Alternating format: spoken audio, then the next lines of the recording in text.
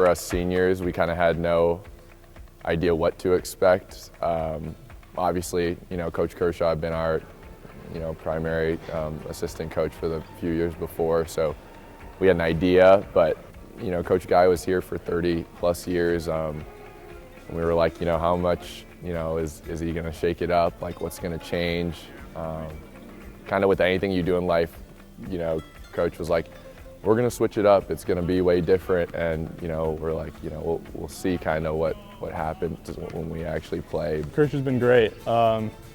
Like you said, he's been coaching for a long time now, even though this is his first year, and I think that experience really helped him to transition and have such great success in his first year of coaching. And you can definitely see that Kirsch he loves it. He loves his job, and his passion is really definitely inspiring. When you see that as a player, it really helps you to want to play hard for your coach.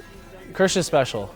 He's a coach, but he's also he kind of feels like a father figure. Like he wants you to be a good man. He wants you to be responsible man on and off the court. Like whether you do in basketball, what matters is after. And so he wants us to be prepared for life, and I think he just shows that he cares.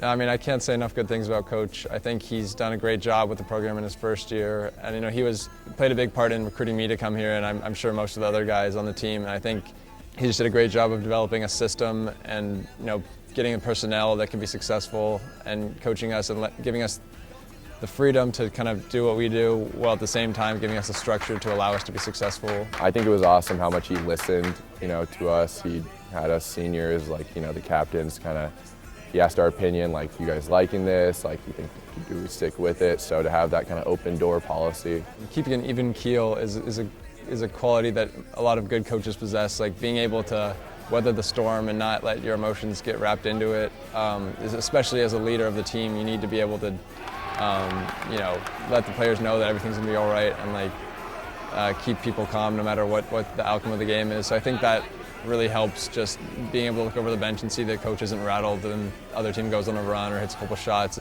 It's definitely a change. My high school coach was that person. He was the getting technical every other night kind of coach. So it definitely was a change of pace for me. But I will say, when you get those little moments of a Kirsch fist pump or just a big celebration out of him, that feels good to get that emotion out of him, just to know that he's pretty hyped up with what happened. Now he gets fired up. I think you could catch it on the film a little bit. He'll get fired up before the games. Certainly after a big win, I know he always says to appreciate them. They don't come easy, especially in conference. But he's definitely very, like you said, calm. Not a really big yeller or anything like that.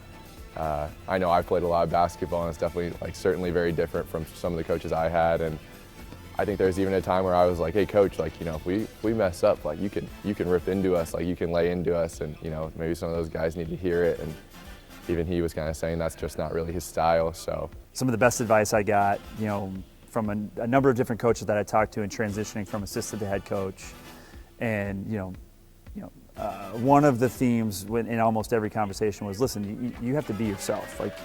You can't try to be somebody else. My demeanor is reflective of, I hope, in my personality in a lot of ways. Yeah, it's different. I mean, it also shows that no matter what happens, we were able to be down 16 and come back because we won't let the emotions get the best of us. And I think that's something really important when it comes to a coach, is not harping on a guy, not getting on someone and putting him down, but just calm demeanor. No matter what happens, we can still go from here. I go back to my own experience as a student athlete. As a player, and what did I want from my coach? There was really two things. I wanted somebody who was going to believe in me, and I wanted somebody who was going to provide information for me that could help me when I'm out on the court.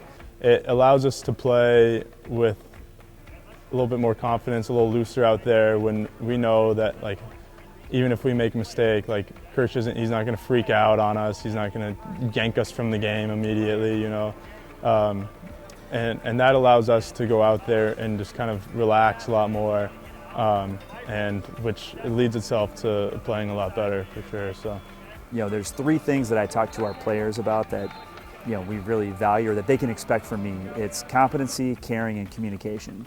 And so, from a day to day, week to week, month to month basis, I'm I think if you ask most players in our program about me, they would tell you that,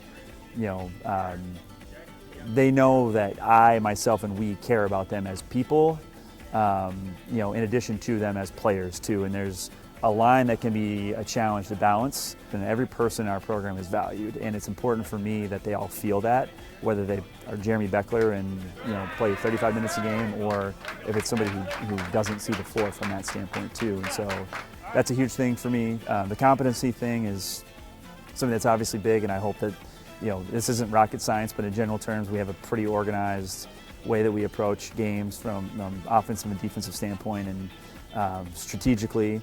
And then the communication, and it gets harder to do at times throughout the season, but it's very important to me that we have open communication with our players, that they understand where they stand, at times, and that we can have that type of dialogue that we need to have a positive and authentic culture in our program. I think anyone on the team would say we were so lucky to have Tyler and Steve. Like, they were. I don't think you could have a better pair of assistants. Also with the assistant coaches, I think he picked the best two guys he could have for the job, Coach Steve and Coach Tyler. They've been great. They've always had really great things to say and advice, and I think they're really bought into the success of the team, which definitely helps when everybody in the locker room has the same common goal.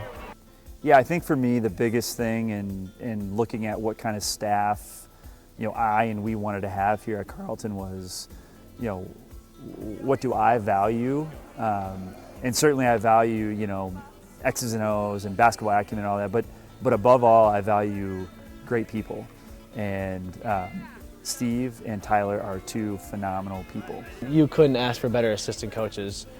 I mean, Tyler feels like he's been with us for so long, and he just meshes with us so well. I mean, I just stop into his office just to say hi. We just sit there and talk to each other. We talk sports, we talk life, we talk anything. It's just like a friend to me.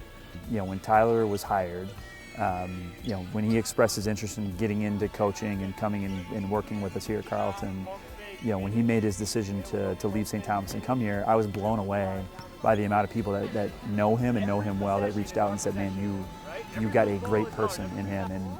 And our team, I think every player on our team would echo that. All that he has done to help instill the type of culture that we want to have here, and just on a day-to-day basis, I think is tremendous. And Steve, I just can't say enough too about his contributions, his willingness to be involved in this. As an alum, he has a different appreciation, understanding of what it means to go through the Carleton student-athlete experience, particularly as a basketball player. And so I think he's able to, I think he resonates very well with a lot of our players. Steve is a great mentor, whether it be on the court, off the court. I mean, we all know what he's done in Carleton's past, but I mean, every day of practice he would sit there and he'd work on a jump shot. We'd sit and do elbow jumpers. But then even after, he helped me help formulate my resume and help me prepare for interviews. And so it's just one of those teams that it's like we've got a little bit of everything.